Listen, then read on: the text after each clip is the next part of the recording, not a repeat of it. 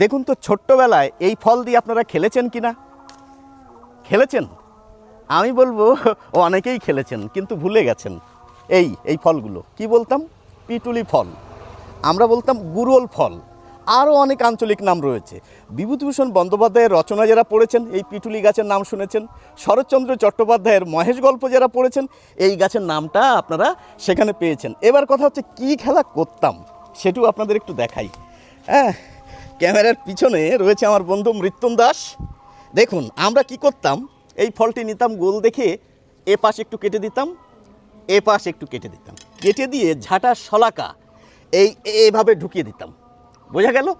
ঢুকিয়ে দিয়ে এই দল বেঁধে বন্ধুরা আমরা এই খেলা করতাম। খেলা করে কাঠটা বেশি সময়ে ঘুরবে সেটিই ছিল আমাদের মজার।